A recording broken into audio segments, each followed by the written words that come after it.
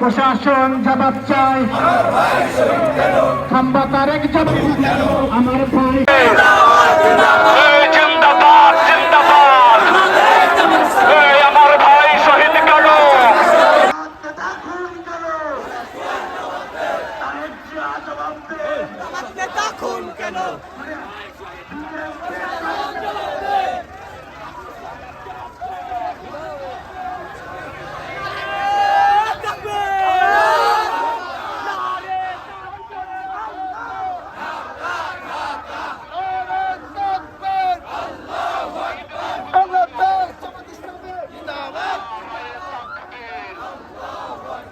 আমার সোনার বাংলায় সন্ত্রাসীদের ঠাঁই নাই।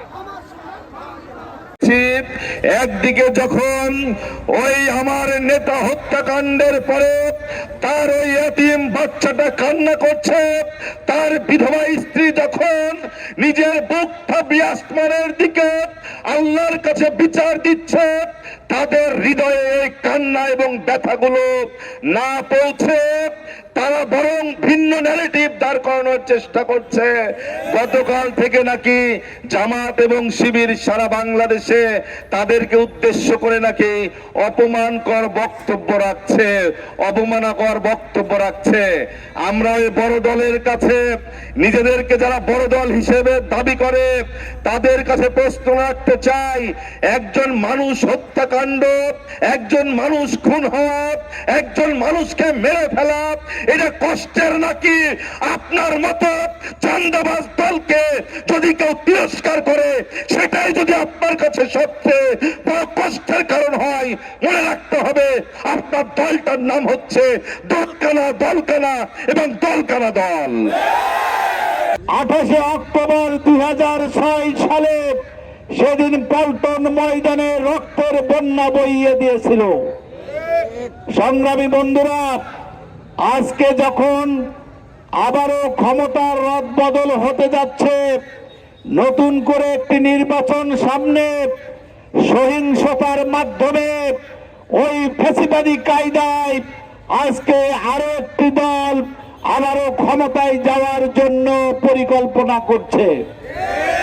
আমরা পরিষ্কার করে বলতে চাই, যে কায়দায় শেখ হাসিনা 2008 সালে ক্ষমতায় এসেছিল, 2006 সাল থেকে 2008 সাল পর্যন্ত বাংলাদেশের মানুষ লগি বৈঠার যে তাণ্ডব দেখেছিল, আজকে যদি একই কায়দায় জনমানুষের মধ্যে আতঙ্ক তৈরি করে, ভয়ভীতি তৈরি করে কেউ যদি ক্ষমতায় যাওয়ার সুযোগ সৃষ্টি করতে চায়, তাহলে বাংলাদেশের মানুষ তার সমুচিত জবাব দেবে ইনশাআল্লাহ।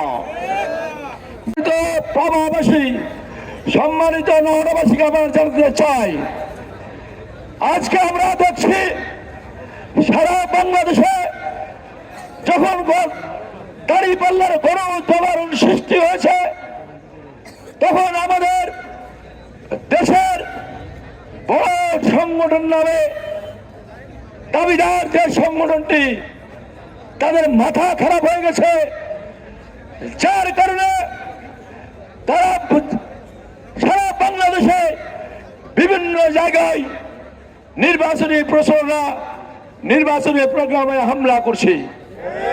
তারই অংশ হিসেবে গতকালকে তারা পরিকল্পিতভাবে আমাদের ভাইকে শহীদ করেছে।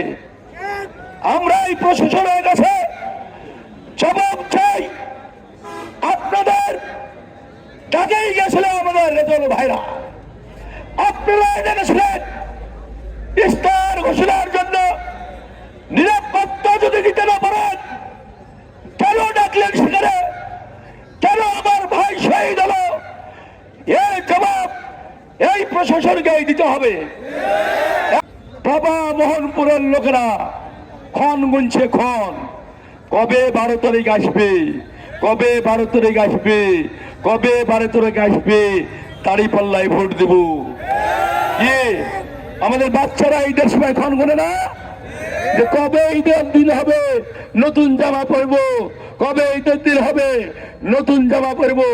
এমনি ভাবে বাবা মোহনপুরের বাসীরা ক্ষণ গুনছে যে কবে 12 তারিখ দাঁড়িপাল্লায় ভোট দেব, কবে 12 তারিখ দাঁড়িপাল্লায় ভোট দেব। এইরকম ভাবে সারা বাংলাদেশে এই গণজাগরণ সৃষ্টি হয়েছে। সম্মানিত ভাই